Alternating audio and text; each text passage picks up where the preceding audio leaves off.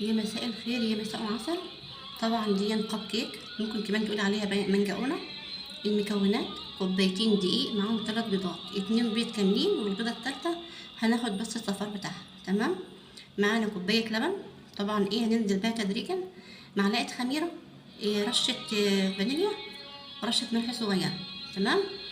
هسيبهم يختمروا كويس، وبعد كده اروح فردة العجينه، واجيب كوبايه واعمل الشكل الجميل ده اهو. تمام. وبعد كده عندك غطاء ازازه ولا حاجه تقوم عامله الفتحه الجميله دي.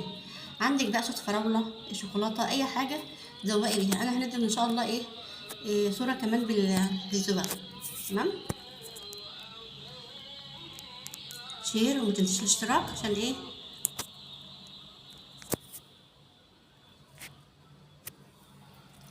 شايفين الجمال